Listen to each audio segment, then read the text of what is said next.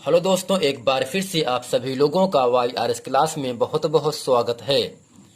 दोस्तों, आज हम पढ़ेंगे क्लास 10 विषय रसायन विज्ञान यानी रसायन विज्ञान में जो आपका पाठ दूसरा है, अम्ल, क्षार एवं लवण, एसिड, बेस एंड साल्ट। यानी इस अध्याय 2 में जितने भी अतिलघुत्री के महत्वपूर्ण प्रश्न हैं जो एग्जाम में 2 नंबर के लिए आपसे पूछे जाते हैं, मैं आज उन सभी प्रश्नों को आपके सामने अच्छे तरीके से बताने वाला हूं। तो दोस्तों, बगैर कुछ देर किए हुए प्रश्न नंबर 1 आपके सामने अच्छे तरीके से पढ़ते हैं और इसका उत्तर अच्छे तरीके से हम आपको बताते हैं। तो दोस्तों, प्रश्न नंबर 1 आपके सामने कह रहा है, धातु के साथ अम्ल की अभिक्रिया होने पर सामान्यतः कौन सी गैस निकलती है? एक उदाहरण के द्वारा समझाइए। यानी प्यारे बच्चों, धातुओं की क्रिया अम्ल से कराने पर कौन सी गैस बाहर निकलती है, इसी अभिक्रिया को हमें समीकरण की सहायता से व्यक्त करना है। तो इसके उत्तर में लिखेंगे, धातु के साथ अम्ल की अभिक्रिया होने पर हाइड्रोजन गैस निकलती है। आपको याद रखना है प्यारे बच्चों, जब धातुओं की क्रिया हम अम्ल से कराते हैं तब हाइड्रोजन गैस बाहर निकलती है। समीकरण आपके सामने बताया जा रहा है, Zn प्लस H2SO4। Zn क्या है? एक आपकी धातु है, जबकि H2SO4 ये आपका एक सल्फ्यूरिक अम्ल है। यानी धातुओं की क्रिया जब अम्ल से कराते हैं तब बनता है ZnSO4 और H2O गैस क्या होता है, बाहर निकल जाती है। अब ये कैसे बनता है? तो बच्चों, आपको पढ़ाया गया होगा, जो Zn है जिसे हम जिंक कहते हैं, यानी जो जिंक होता है इसकी जो वैलेंसी होगा +1 होता है, जबकि SO4 की जो वैलेंसी होता है, संयोजकता होता है, वह आपका -1 होता है।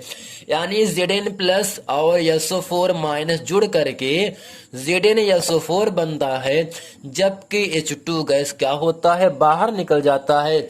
ऐसे ही दूसरे जो आप समीकरण दिया जा रहा है, Zn प्लस और Cl माइनस प्लस माइनस क्रिया करके ZnCl2 बना लेते हैं, जिसका सूत्र होता है जिंक क्लोराइड। और इसके साथ ही हाइड्रोजन गैस क्या होता है, बाहर निकल जाता है। तो केवल आपको इतना याद रखना है, धातुओं की क्रिया अम्ल से कराने पर हाइड्रोजन गैस मुक्त होती है, हाइड्रोजन गैस बाहर निकलती है। Zn एक आपका धातु है, जबकि H2SO4 और HCl ये आपके अम्ल होते हैं। धातुओं की क्रिया अम्ल से कराने पर ZnSO4 और H2 गैस क्या होता है, बाहर निकल जाता है। प्रश्न नंबर 2 आपके सामने कह रहा है, फिटकिरी के मूल किसे कहते हैं? फिटकिरी के फूल किसे कहते हैं? तो बच्चों, इसके उत्तर में लिखेंगे हम, 90 डिग्री सेंटीग्रेड पर जो तापमान, जो टेम्परेचर है, वो कितना होना चाहिए, 90 डिग्री। यानी 90 डिग्री टेम्परेचर पर गर्म करने पर फिटकिरी फूल जाती है और कैलाशी जल के सभी अणु बाहर निकल जाते हैं।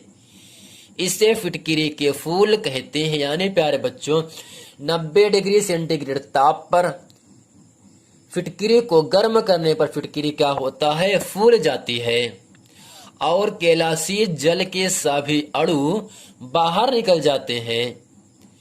इस पूरी क्रिया को हम क्या कहते हैं, फिटकिरी के फूल कहते हैं। समीकरण आपके सामने है, K2SO4 Al2SO4 का होल थराइज इंटू 24H2O।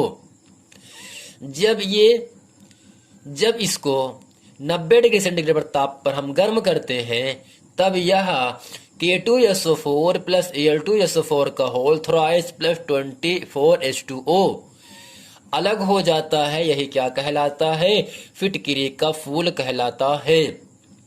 प्रश्न नंबर प्यारे बच्चों, तो बहुत ही महत्वपूर्ण प्रश्न है जो कि एग्जाम में पूछता है।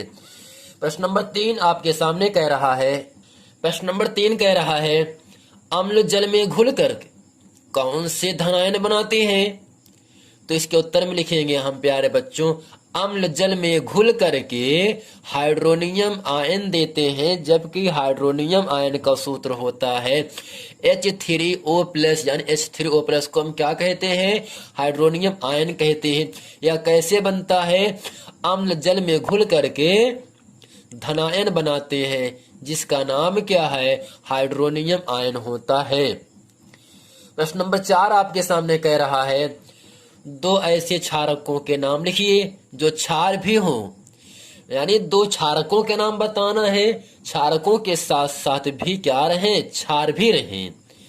तो इसके उत्तर में लिखेंगे बच्चों, सोडियम हाइड्रोक्साइड जिसका सूत्र होता है NaOH, दूसरा आपका है पोटेशियम हाइड्रोक्साइड जिसका सूत्र होता है KOH, यानी NaOH और KOH दोनों क्षारक होने के साथ साथ ही क्षार की भी भूमिका निभाते हैं, यानी NaOH और KOH दोनों क्षारक भी हैं, दोनों क्षार भी हैं।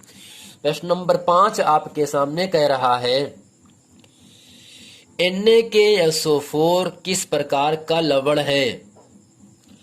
NaKSO4 को हम पढ़ते हैं सोडियम पोटेशियम सल्फेट, यानी सोडियम पोटेशियम सल्फेट किस प्रकार का लवण है? तो इसके उत्तर में लिखेंगे बच्चों, मिश्रित लवण है।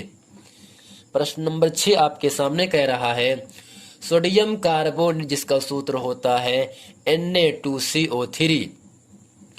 सोडियम कार्बोनेट के दो प्रमुख उपयोग लिखिए, यानी जो सोडियम कार्बोनेट आपका है पदार्थ, उसका उपयोग कहाँ कैसे किया जाता है? तो इसके उत्तर में लिखेंगे हम, प्रयोगशाला में अभिकर्मक के रूप में। नंबर दूसरे करके लिखेंगे हम, कांच तथा बोरेक्स के निर्माण में, यानी प्यारे बच्चों कांच और बोरेक्स जब बनता है उसमें हम सोडियम कार्बोनेट का उपयोग करते हैं। प्रश्न नंबर 7 आपके सामने कह रहा है, सोडियम बाइकार्बोनेट का उपयोग लिखिए जिसका सूत्र होता है NaHCO3, यानी जो सोडियम बाइकार्बोनेट होता है इसका उपयोग क्या क्या होता है, इसका उपयोग हम कहाँ कैसे करते हैं? तो इसके उत्तर में लिखेंगे हम प्यारे बच्चों, यह कोल्ड ड्रिंक जो आप पीते हैं गर्मी के मौसम में, यह cold drink soda water, baking powder तथा दवाओं में प्रयोग होता है। यानी बच्चों जो सोडियम बाइकार्बोनेट होता है NaCO3 होता है, इसका उपयोग कोल्ड ड्रिंक बनाने में, सोडा वाटर में, बेकिंग पाउडर और दवाओं के उपयोग में भी हम इसकी उपयोग करते हैं।